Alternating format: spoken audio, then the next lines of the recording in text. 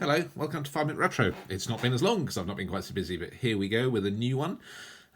Today I've got Tomy Caveman, or in the UK it was distributed by Grandstand, which was the Adam Leisure Group, I believe, having done a little bit of research, which was basically an importer of these kind of electronic goodies.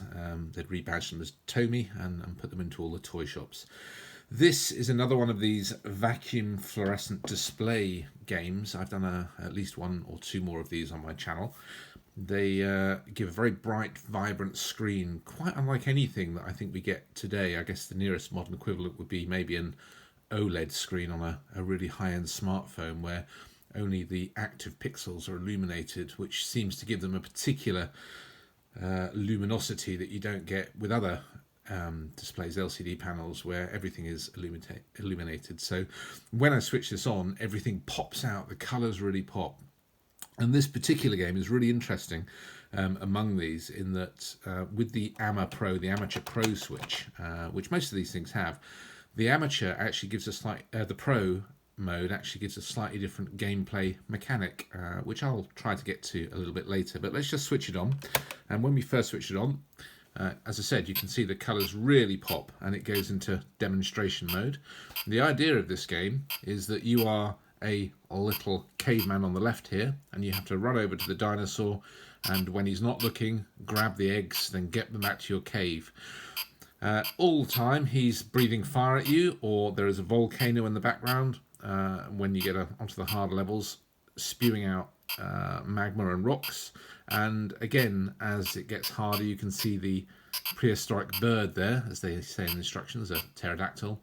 That will also come and attack you. And there's also a nice little Easter egg type thing, which I'll try to demonstrate as well if you take too long trying to get an egg. So let's start a game. I'm going to press start, and you get that amazing tune that, again, only these particular types of handheld game, tabletop games, seem to emit. I've got 4 lives. I'm the caveman at the left. I can, by moving left or right, get close to the dinosaur, and I've just thrown my axe, so I've distracted him, but the egg has disappeared, so I can't get the egg. And I was about to say the Easter egg had just appeared, but unfortunately it's disappeared, so I'll try again. So I'm going to shoot the dragon, try to distract him, grab the egg, have to press the button to grab the egg, then back to my cave, and down it goes, and the whole thing starts again. Now, if I take too long to grab the egg, I think it's 8 or 9 seconds it says in the instructions, then I will actually instigate the little Easter egg. And that is the baby dragon that will put its tongue out at me. No, it didn't do it at that time, but I have seen it put the tongue out. I don't quite know what the mechanism is for making it put the tongue out. The instructions just says 8 seconds, and then he will blow a raspberry at you. Now, the idea of this game is to fill your cave with eggs, unsurprisingly. If you get 8 eggs, I just died, as you can tell. If you get 8 eggs, then you move on to the next level, which means it just basically gets a bit harder. Maybe there'll be more volcanic rocks coming at your way, or more prehistoric birds, pterodactyls.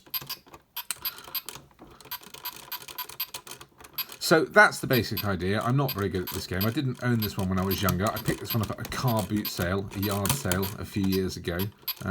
My young boys love playing it, but I actually find it quite difficult. So just talking about the Pro mode and how the gameplay mechanic differs, you'll notice that my caveman on amateur mode always has his axe in his hand. As soon as I throw it, the axe comes back, which keeps it nice and easy. But in Pro mode, on these games, often things just get faster.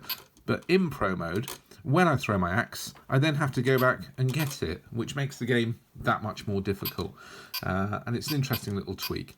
So this is 5 Minute Retro. I don't talk for too long, but just to have a little look around the device, it's much like other ones in this range. It has the power input there, 4 C-type batteries on the bottom. Interestingly, this one actually has a little précis of the instructions, which I think is quite nice. You don't often see that on these, which means if you don't have the box of instructions, at least you get an idea how to play it. But as it happens, I do have the box of this one, and I'd like to correct something online. It is often said that this is released in 1981, 1983, but certainly this Grandstand version, I can say for certain, is 1982, because there it is on the box, 1982. I also have the instructions, which are wonderfully yellow. That's just aging, and that's retro. Anyway, until next time, thanks for watching. Click subscribe, and happy retro.